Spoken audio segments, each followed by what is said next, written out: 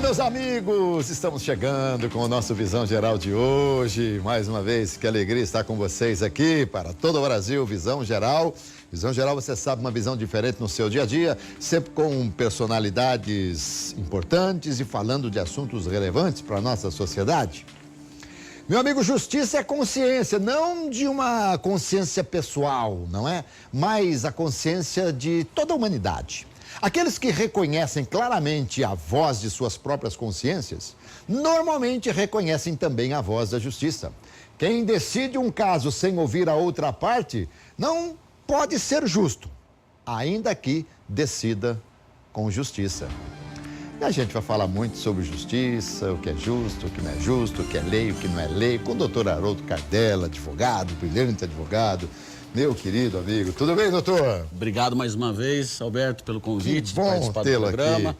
Muito sempre legal. Uma honra e um orgulho muito grande, viu? Pois é, você sabe que essa frase que eu falei no começo aí é interessante. Mesmo que você decida com justiça, se você não ouviu a outra parte, não houve justiça. Olha que coisa. A questão do termo justiça é sempre muito subjetivo. Muito. Porque aquilo que é justo para você pode não ser para mim. Exatamente. Até porque eu sempre defendo o seguinte... E existe uma frase, uma máxima que diz, não é? Entre o direito e a justiça fica a justiça. Mas eu não acredito bem nessa frase. Porque eu acho que a nossa garantia, especialmente no Estado de Direito como o nosso, que é justamente o cumprimento das leis, nós precisamos sempre buscar a melhor aplicação do direito. Verdade. E certamente, com essa boa aplicação do direito, nós temos um ideal de justiça. Porque a justiça é apenas um ideal. Ela não existe no mundo concreto. Eu me recordo muito do exemplo que você deu aqui outro dia, quando você esteve aqui numa outra oportunidade, que você falou, alguém que não paga o aluguel é despejado. Pela lei, despejado. Mas não é justo, né?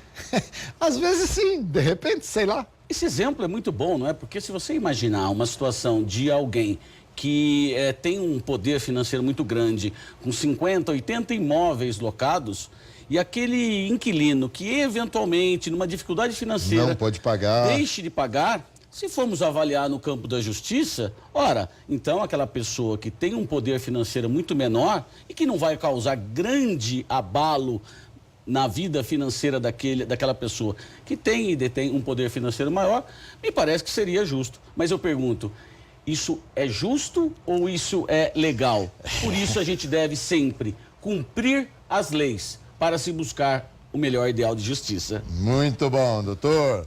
Bom, Haroldo Cardella todo mundo conhece, né? Você que me acompanha, sabe, já o trouxe aqui algumas vezes, especializado em direito penal, empresarial, professor nas áreas do direito penal, direito processual penal, criminologia e ética profissional da advocacia, palestrante, também autor e coautor de diversas obras jurídicas. Hoje, doutor, nós vamos falar sobre alguns crimes de internet. Mas antes eu queria perguntar alguma coisa para você. Primeiro, o que é apologia ao crime? Apologia é um crime previsto no próprio Código Penal brasileiro, desde 1940, que é uma pessoa que, de alguma forma, ela sustenta e defende de forma dolosa a prática de determinada situação que esteja prevista na lei penal como crime. Perfeito. Então, a apologia ao crime não é somente, de alguma forma, eu citar a possibilidade de um crime, mas sim exercer atos de defesa da prática do delito. Ou seja, é quase a figura de uma coautoria, mas não chegando na situação de execução do crime, e sim apenas uma defesa, não é? E essa defesa ela pode ser normalmente intelectual e de defesa e de expressão em relação à prática de determinado crime. Muito bem. Bom, há campanhas, claro que aqui, até por conta do horário político, né, e do período eleitoral, nós temos que tomar muito cuidado, não vamos citar nomes, vamos simplesmente colocar a situação. Mas há campanhas que estão nas ruas, que, por exemplo, trazem o nome de pessoas que estão presas e condenadas em segunda instância e tal. Quando se fala muito desse personagem que está preso, pode-se entender que essa campanha esteja fazendo alguma apologia ao crime? Não, absolutamente não. A resposta é bem simples, porque o que se tem em relação a um eventual candidato ou que seria candidato depois da impugnação pelo Tribunal Superior Eleitoral é a pessoa e não a conduta praticada por ela. Se nós tivéssemos aí sim uma defesa e uma sustentação, ainda que intelectual, da atuação da conduta que levou uma pessoa a se tornar criminosa por uma decisão proferida pelo Poder Judiciário, aí sim eu poderia falar em eventual apologia, que é a defesa da prática delituosa. Agora, da pessoa, absolutamente não. Muito bem. Pode, no caso específico, a gente vê que em algumas oportunidades o Lula, que está preso, falando na campanha do PT. Agora eu pergunto, poderia qualquer outro partido pegar um depoimento do Fernandinho Beiramar, por exemplo, que está preso, do Marcola, de qualquer preso? Ele pode dar depoimento em campanhas políticas?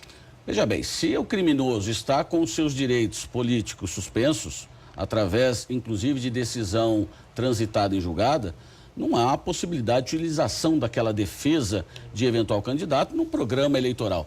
Por isso que nós temos o Tribunal Superior Eleitoral, os tribunais regionais eleitorais, que fazem justamente esta análise deste material de divulgação. Então, obviamente, no caso do ex-presidente Lula, já foi, inclusive, repreendido o Partido dos Trabalhadores, inclusive com uma determinação judicial do próprio ministro, que é relator, para que se suspenda a participação do ex-presidente, para que não leve ao eleitor uma situação de confusão. É essa a finalidade de não se misturar a pessoa que não seja candidata com aquela que está sendo eventualmente substituída. Mas o ex-presidente Lula pode chegar, como tem feito na campanha, pedindo para que se vote nos candidatos do PT, por exemplo? Não há nenhuma proibição. O que não pode acontecer... Mas como é que isso é gravado? Desculpa, como é que isso... Mas isso é gravado em Curitiba? Não, possivelmente isso é uma gravação anterior, obviamente, até porque não há possibilidade de utilização de câmeras de vídeo para que possa se expor agora no período eleitoral. Ou seja, ele está preso e ele não tem o contato com o mundo externo em relação a vídeos, depoimentos, enfim. Me parece que foi feita uma exposição de algum tipo de bilhete, algo dessa natureza. Mas imagens, jamais. O juiz da Vara das Execuções Criminais do Paraná, obviamente, jamais autorizaria um tipo de colocação. Agora, o que houve, sim, é que o Partido dos Trabalhadores, sabendo, inclusive, do percentual alto que o ex-presidente Lula tinha nas últimas pesquisas antes da sua prisão e mesmo após a sua prisão, tentam, de alguma forma, trazer ao candidato atual que o substituiu quando do indeferimento do registro da sua candidatura. Perfeito. Então, a partir daí, o que o Partido dos Trabalhadores tem feito já foi repreendido pelo Tribunal Superior Eleitoral e, inclusive, com punição de retirada do seu programa. Agora, a aparição do presidente, uma exposição que ele tenha feito no passado, não há qualquer irregularidade. O que o tribunal, como eu disse, pode fazê-lo diante de eventual abuso em que se utiliza quase todo o programa com a participação do ex-presidente que encontra-se preso por decisão condenatória em segunda instância, é possível sim que o tribunal tome medidas para fazer suspender a participação do ex-presidente. Haroldo, eu ouvi algo que a participação pode ser em torno de 25%, é isso mesmo? Perfeito, é 25% da participação. E o que me parece que foi constatado nas últimas representações eleitorais é que estaria se utilizando demasiadamente o tempo e mais, criando e gerando, esse é o grande mote, a confusão. Essa confusão é prevista, inclusive, na legislação eleitoral, não é? Na lei das eleições, que não há possibilidade de se fazer essa confusão. Me parece que, pelo menos, a representação imputa isso ao Partido dos Trabalhadores e o ministro do Tribunal Superior Eleitoral tomou providências entendendo que estaria ocorrendo, sim, essa confusão de personagens da candidatura a presidente do país. Muito bem. Ainda antes de entrar nos crimes de internet, queria fazer uma pergunta para sentir a sua opinião. Os nossos presídios estão abarrotados, né? O número extrapolou em muito a quantidade máxima dos nossos presídios.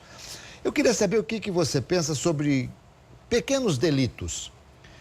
Porque às vezes as pessoas são recolhidas e não são efetivamente criminosas, mas, sei lá, um furto num supermercado, não que estejamos aqui fazendo apologia ao furto, mas não é um criminoso e de repente entra para uma verdadeira universidade do crime. O que você pensa a respeito? Eu penso perfeitamente igual à sua exposição.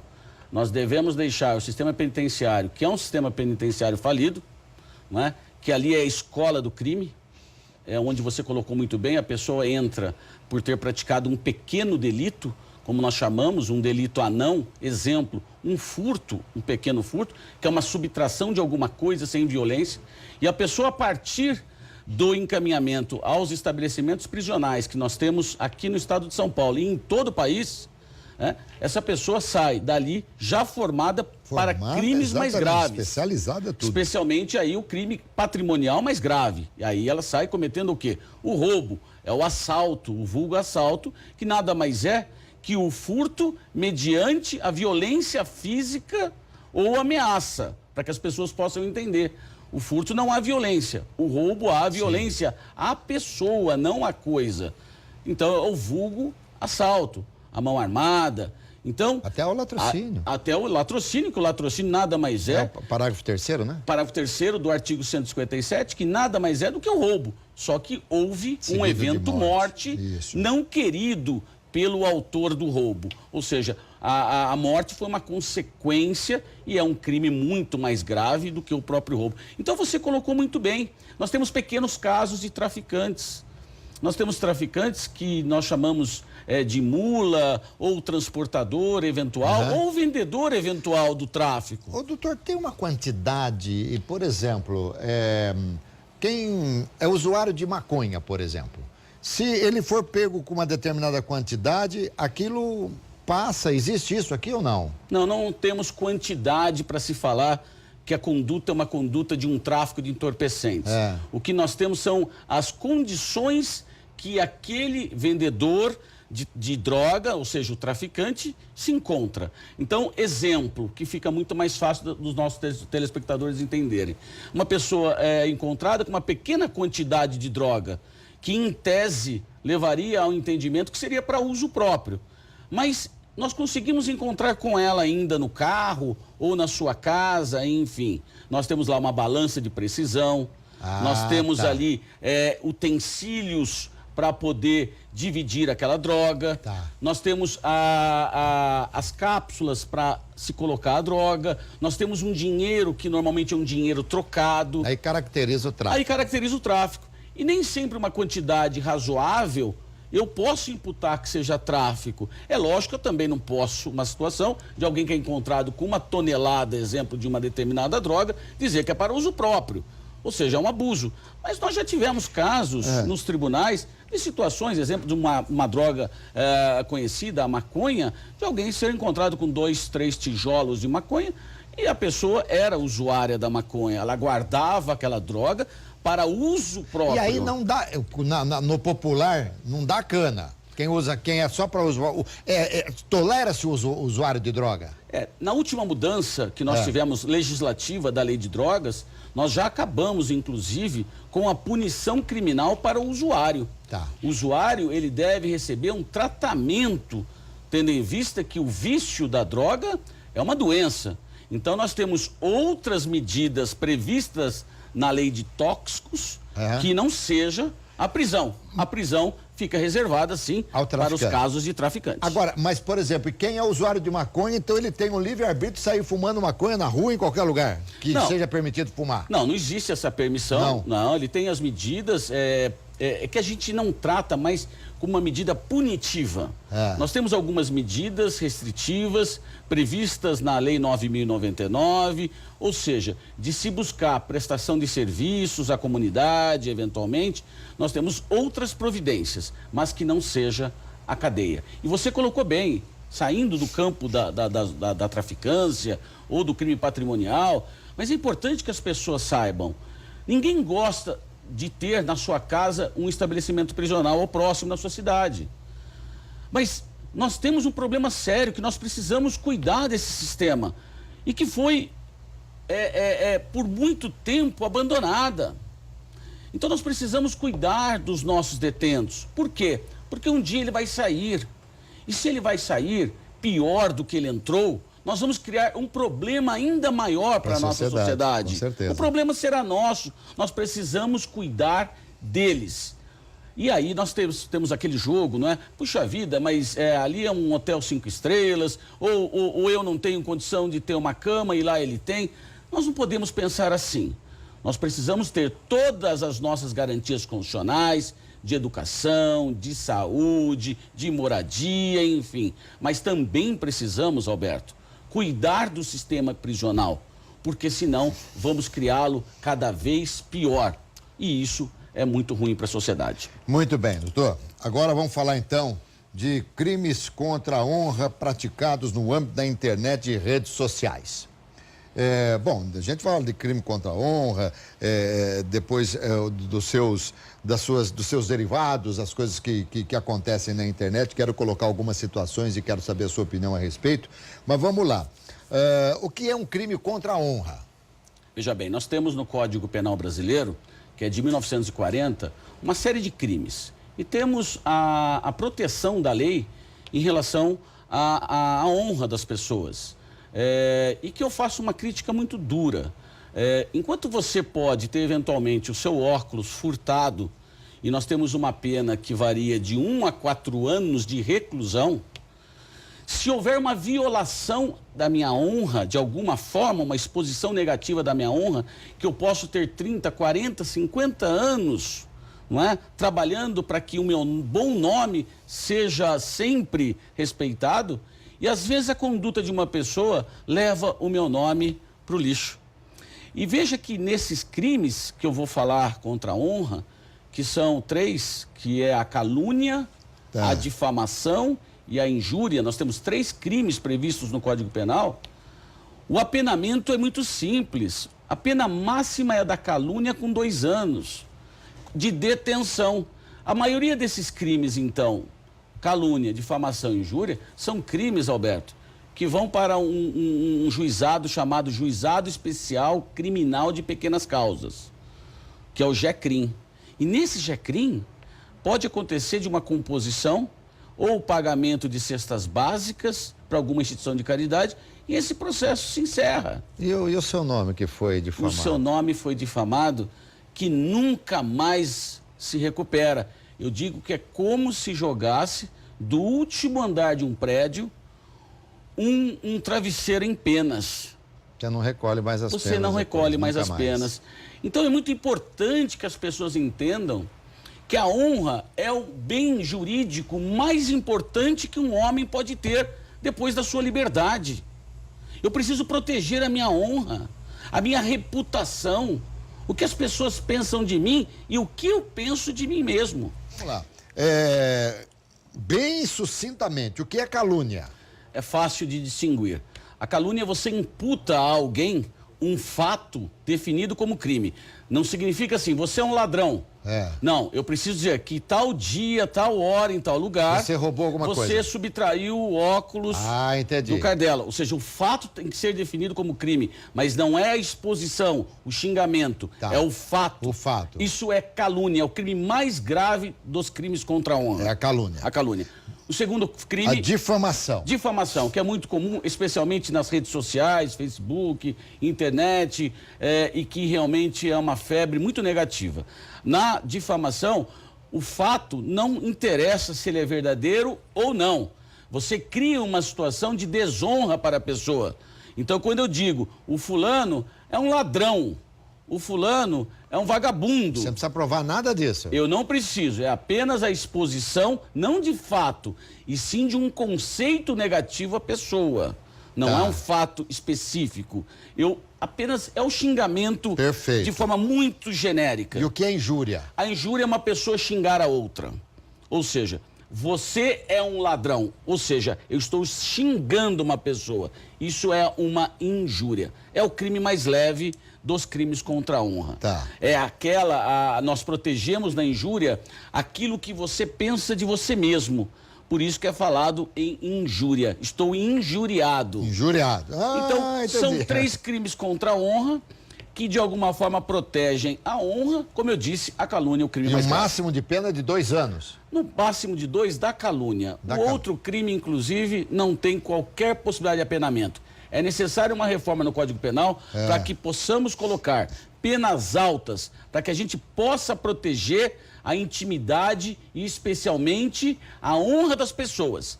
Por quê? Porque o código era de 40 e antigamente não havia essa exposição, como nós vamos conversar um pouquinho, da internet, das redes sociais e mais. As pessoas se respeitavam mais. Hoje em dia, infelizmente, nós temos uma situação muito difícil de falta de respeito e que acaba, com certeza, muitas vezes atingindo a honra e tipificando a prática delituosa. Muito bem. Aí, Cardela, alguém posta lá, fulano de tal, candidato... roubou o INSS no ano de tal, não sei o quê, tá postado lá. Aí eu vou e compartilho aquilo. Eu sou coautor? Muito bem, coautor. Isso é muito importante, telespectadores. Nós precisamos ter responsabilidade na internet. Não é o fato de você estar atrás de um smartphone, estar atrás de uma tela de computador, que você está isento da responsabilidade. Muito pelo contrário. Você pratica o mesmo crime que se fosse ao vivo. É que as pessoas atrás de uma câmera, atrás de uma tela de computador, as pessoas se sentem mais confortáveis. Porque elas têm a total certeza da impunidade.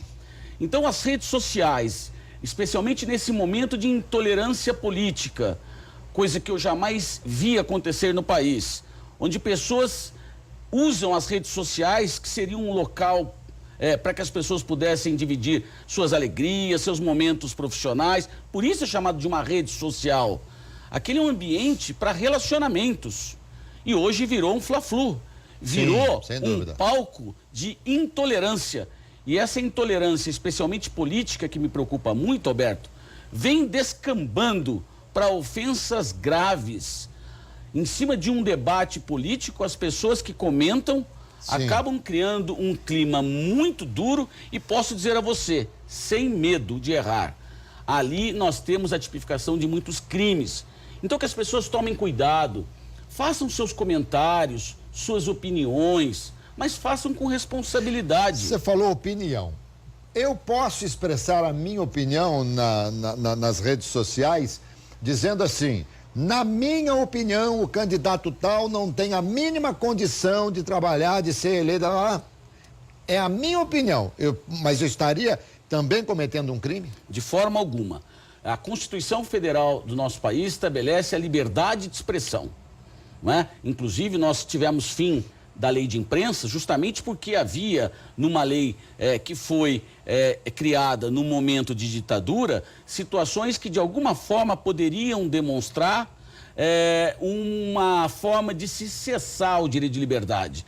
Então era inconstitucional a lei de imprensa em relação ao direito de expressão e liberdade. Além disso, o Brasil é signatário da Convenção de Direitos Humanos, que também permite o direito de expressão.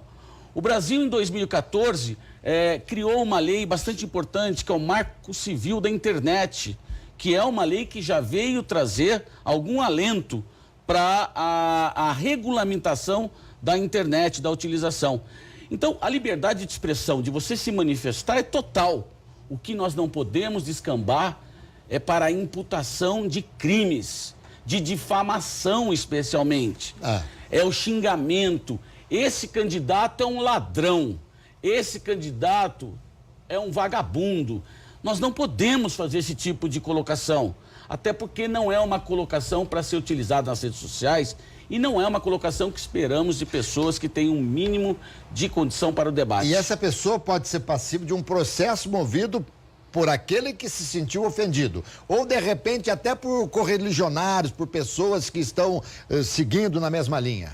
Veja bem, a responsabilidade é uma responsabilidade tanto criminal, Alberto, quanto cível, que é o dever de indenizar. Como eu disse, a pessoa se sente na impunidade porque aquilo não é ao vivo. Mas as pessoas precisam entender, é a mesma coisa. Isso acontece e isso tem responsabilidade. Então, qualquer pessoa que de alguma forma compartilha, concorda, faz uma exposição negativa em relação à honra de uma pessoa, está sujeito ao apenamento criminal e também o apenamento civil. Existe o Código Civil de Internet no país ou as leis são do Código Civil nosso normal? Veja bem, nós temos a partir de 2014, nós temos o Marco Civil da Internet, é uma lei bastante importante, não é? Nós tivemos também em 2012 a tal da chamada lei da Maria, daquela atriz da Globo, Dickmann, não é? Carolina Dickmann, que houve a invasão no computador dela, onde houve a intimidade dela foi de alguma forma devassada. Nós já temos algumas legislações, mas é importante, falta ainda uma regulamentação maior, porque tudo que se faz hoje é a internet. Nossas atividades comerciais, bancárias, contatos, os chamados WhatsApps, e nós precisamos regulamentar. Nós tivemos uma condenação no Tribunal de Justiça de São Paulo, mês passado, de um administrador de grupo que foi condenado. Eles fizeram um grupo para discutir ali o evento da Copa do Mundo, onde ia se encontrar, enfim, e ali dentro do grupo, uma pessoa chamou a outra de vagabunda. Ou seja, a pessoa que era a administradora do grupo nada fez. Ela foi responsabilizada e foi condenada por indenização civil, tendo em vista que ela não tomou providências pelo fato de ser administradora do grupo. Porque quem administra o grupo tem que tomar providências quando há um desacordo, quando há uma discussão assim? Ela é administradora, ela aceitou, ela criou aquele grupo, ela é administradora, ela deve, dentro daquele grupo, tomar a medida. Se ela tivesse excluído aquela pessoa que fez a ofensa... Já era uma medida. Já era uma medida, mas ela nada adotou. Então é muito importante isso, Alberto. Eu tenho presenciado... Mas eu não sabe nada, eu não quero mais ser administrador de grupo nenhum. É o que eu disse, ainda falta uma regulamentação maior. As pessoas precisam entender e ter responsabilidade de utilização da internet. Bom, e isso me preocupa muito, especialmente agora que nós estamos no momento eleitoral, político, bastante quente. Nós precisamos ter a cautela de saber nos posicionar. Nós precisamos dar a nossa opinião com cautela, mas sem buscar ofender a honra de quem quer que seja, Alberto. Doutor Cardella, agora eu vou te colocar numa situação. Eu pego o meu smartphone, faço aqui assim, aproveitar e tirar uma foto do meu Instagram aqui, pronto. Aí atrás tem uma empresa. Aí eu falo assim, olha, vocês estão acompanhando aqui, essa empresa aqui, eu fui muito maltratado nessa empresa aqui, viu? Estão vendo o nome da empresa? Essa empresa, eu fui muito maltratado aqui e tal. E posto. Você pode ser responsabilizado, sim, civilmente, e dependendo da situação, até mesmo criminalmente. Há uma discussão se as pessoas jurídicas, se elas podem ser vítimas de crimes contra a honra, porque a pessoa jurídica, em tese, ela não tem honra, mas hoje já há entendimento, inclusive do STJ, do Tribunal de São Paulo, que no caso da difamação, eu posso ter como também vítima uma pessoa jurídica. Então, nesse caso, esse exemplo que você colocou, você poderia sim estar incorrendo numa falta civil, que é o dever de indenização, o dano material, o dano moral, a imagem e também até mesmo criminalmente pela difamação que você utilizou. Eu queria chamar a atenção também de uma situação importante, que as pessoas também fazem reclamações de empresas, ou seja, às vezes sem qualquer fundamento, mas elas utilizam alguns sites, alguns blogs e elas fazem ali algumas reclamações duras. O fato de você ter um reclame num órgão aí da internet, um blog qualquer, não há problema. Você pode fazê-lo. O que não é possível é você descambar para ofensas. Então eu digo, eu sei, a pessoa está irritada, a pessoa está nervosa, o serviço não foi prestado, mas nós não podemos também cair em barbárie. Então que as pessoas tenham cautela. Nós temos a liberdade de expressão ainda nesse país. É uma das garantias mais importantes que nós temos. Mas é importante que a gente utilize isso com responsabilidade.